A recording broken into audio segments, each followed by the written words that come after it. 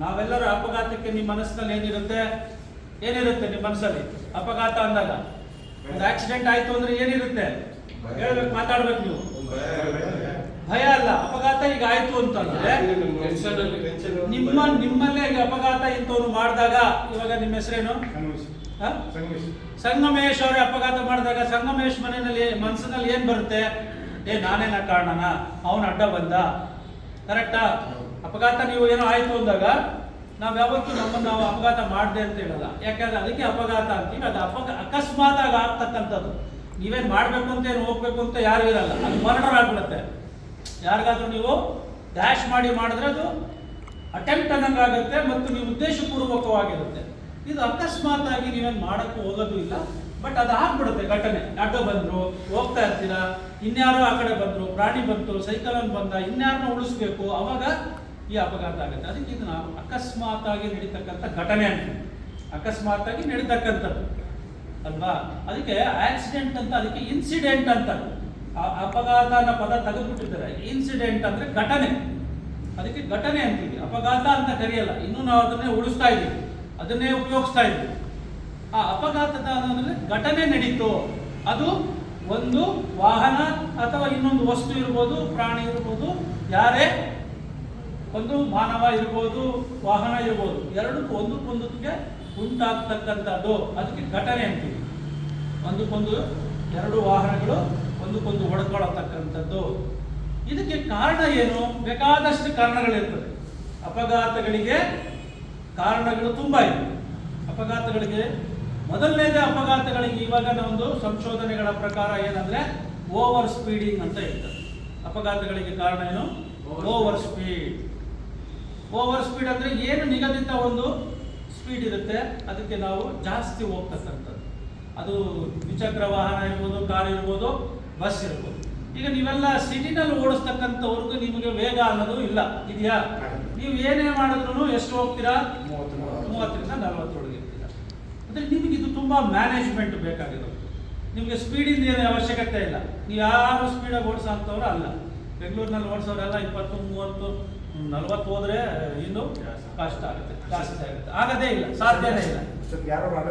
ಬಂದಿರ್ತಾರೆ, ನೀವೇ ಬಲವಂತ ಆಗದೇ ಇಲ್ಲ, ತುಂಬಾ ಕಷ್ಟ. ಎಲ್ಲೋ ದೊಡ್ಡ ದೊಡ್ಡ ರೋಡ್ಗಳು ಈಗ ಈ ಊರಿಂದ ಆಚೆ ಹೋಗ್ಬೇಕು.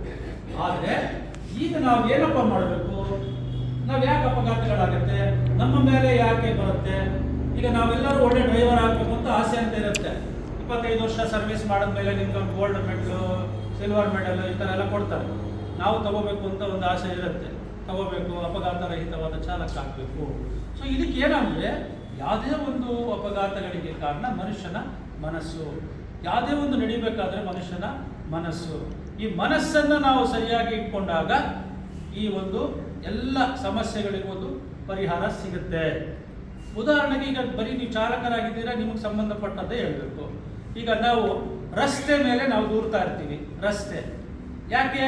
ನಿನ್ನೆ ಮಳೆ ಬಂತು, ಮಳೆ ಬಂದಾಗ ರಸ್ತೆ ಎಲ್ಲ ಗುಂಡಿಗಳಾಗ್ತವೆ. ಅದನ್ನು ತಡೆಯೋಕ್ಕೆ ಯಾರ ಕೈಲಾಗುತ್ತೆ? ಆಗಲ್ಲ. ಇಲ್ಲ, ಅದಕ್ಕೆ ಪರ್ಮನೆಂಟ್ ಆಗಿ ರಸ್ತೆ ನಾವು ಮಾಡಬೇಕು, ಅದು ಸಾಧ್ಯ ಆಗಲ್ಲ. ಯಾಕೆ? ಅದು ವಾಹನಗಳ ಚಾಲನೆ ಹೋಗಿ ಹೋಗಿ ಹೋಗಿ ಎಲ್ಲ ಹಾಳ ಆಗುತ್ತೆ. ಮರ ಗಿಡಗಳಿರುತ್ತೆ, ನೀರು ಬೀಳ್ತಾ ಇರುತ್ತೆ, ಮರ ಕಡಿದ್ರೆ ಆಗಲ್ಲ ಅಲ್ವಾ? ಇವೆಲ್ಲ ಒಂದು ಕಾರಣ ಇರುತ್ತೆ. ಇವೆಲ್ಲ ರಸ್ತೆನ ಚೆನ್ನಾಗಿ ಮಾಡ್ತಕ್ಕಂಥದ್ದು ಸಾಧ್ಯ ಆದಷ್ಟು ಅದು ಮನುಷ್ಯನೇ. ರಸ್ತೆ ಮಾಡ್ತಕ್ಕಂಥವ್ರು ಮನುಷ್ಯನೇ, ವಾಹನ ಓಡಿಸ್ತಕ್ಕಂಥವ್ರು ಮನುಷ್ಯರೇ ಅಲ್ವಾ? ನಿಮಗೆ ಕೂತ್ಕೊಂಡ ಮೇಲೆ ನೀವು ಓಡಿಸೋವಾಗ ಚಾಲಕ ಅಂತ ಹೇಳ್ತೀವಿ.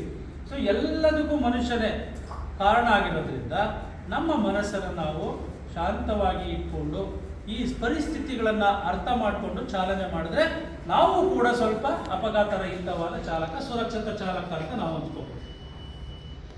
ಯಾಕೆ ಅಪಘಾತಗಳು ನಿಮಗೆಲ್ಲ ಇಲ್ಲಿ ಸಿಟಿನಲ್ಲಿ ತುಂಬ ಕಡಿಮೆನೆ? ಅಪಘಾತಗಳಲ್ಲಿ ಸಣ್ಣ ಪುಟ್ಟ ಅಪಘಾತಗಳು ಟಚ್ ಮಾಡಿ ಆ ಕಡೆ ಈ ಕಡೆ ಬರ್ತಾರೆ, ಅಡ್ಡ ಬಂದು. ಈಗ ನೀವು ಮೇಲೆ ಕೂತಿರ್ತೀರ, ಅಲ್ಲಿ ಏನು ಕಾಣಲ್ಲ, ಬೀಳ್ತಾನೆ ಅದು.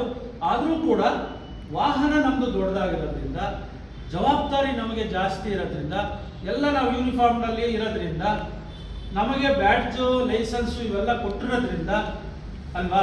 ಓಲ್ವೋ ಕಂಪನಿ ಅಂದರೆ ಅದರಲ್ಲೇ ಒಂದು ಟ್ರೈನಿಂಗ್ ಅಂತ ಎಕ್ಸ್ಪರ್ಟ್ ಪರಿಣಿತಿ ನಮಗೆ ಕೊಟ್ಟಿರೋದ್ರಿಂದ, ಹೆಚ್ಚು ಜವಾಬ್ದಾರಿ ನಮ್ಮ ಮೇಲೆ ಇರೋದ್ರಿಂದ ನಾವೆಲ್ಲ ಅದನ್ನು ಸುರಕ್ಷಿತವಾಗಿ ಮಾಡಲೇಬೇಕಾಗಿದೆ. ನಾವು ಬೇರೆಯವ್ರ ಮೇಲೆ ಹೇಳೋದಕ್ಕೆ ಸಾಧ್ಯನೇ ಇಲ್ಲ. ನಾವು ಬೆಟ್ಟನ್ನ ತೋರ್ಸಕ್ಕೆ ಆಗಲ್ಲ, ಅವನು ಅಡ್ಡ ಬಂದ ಅಂತ ತೋರ್ಸಕ್ಕೆ ತುಂಬಾ ಕಡಿಮೆ, ಅದು ಪ್ರಮಾಣ ಎಷ್ಟು ತುಂಬಾ ಕಡಿಮೆ. ಅದಕ್ಕೆ ಇದೆಲ್ಲ ತರಬೇತಿ ಅಂತಕ್ಕಂಥದ್ದು ಮಾಡ್ತಾನೆ ಇರ್ತಕ್ಕಂಥದ್ದು. ಅಂದ್ರೆ ಎಚ್ಚರಿಕೆ ಇಟ್ಕೊಳ್ಳಿ ನೀವು. ಕಷ್ಟ ಇದೆ ಇಲ್ಲ ಅಂತ ಹೇಳಲ್ಲ ಅಲ್ವಾ, ಆದ್ರೂ ನಾವು ಒಂದು ಜೀವವನ್ನು ರಕ್ಷಣೆ ಮಾಡೋದು ನಮ್ಗೆ ಇರುತ್ತೆ.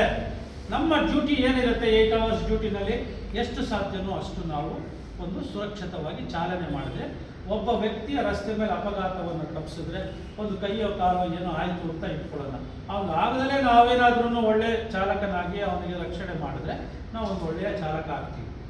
ಒಬ್ಬನ ಪ್ರಾಣವನ್ನು ನಾವು ಕೊಡೋದಕ್ಕೆ ನಮ್ಮ ಕೈಲಿರಲ್ಲ, ತೆಗೆಯೋದಕ್ಕೂ ಇರಲ್ಲ. ಕೊಡೋಕ್ಕಾಗತ್ತಾ? ಒಂದು ಪ್ರಾಣಿನೇ ನಾಯಿ ಆಟ ಬಂದು ಸತ್ತೋಯ್ತು ಅಂದರೆ ನಾವು ಇನ್ನೊಂದು ಅದಕ್ಕೆ ಪ್ರಾಣ ಕೊಟ್ಟು ಉಳಿಸೋಕ್ಕಾಗಲ್ಲ. ಅದರಲ್ಲೂ ಮನುಷ್ಯನಿಗೆ ಕೈಯೋ ಕಾಲ ಹೋಗಿ ಅರ್ಧ ಆಗಿ ಏನಾದ್ರು ಜೀವ ಆಗೋಗ್ಬಿಟ್ರೆ ಮತ್ತೆ ನೀವೆಲ್ಲ ಹತ್ರದಲ್ಲಿ ಇರ್ತೀರ, ನಿಮ್ಯಾನ್ಸಲ್ಲೆಲ್ಲ ಹೋಗಿ ನೋಡಿದ್ರೆ, ಇಲ್ಲಿ ಸಂಜಯ್ ಗಾಂಧಿ ಹಾಸ್ಪಿಟ್ಲ್ಗಳಲ್ಲಿ ಹೋಗಿ ನೋಡಿದ್ರೆ ಎಲ್ಲ ಅರ್ಧಂಬರ್ಧ ಜೀವ ಆಗಿರುತ್ತೆ, ಬುರುಡೆ ಹೊಡೆದೋಗಿರುತ್ತೆ.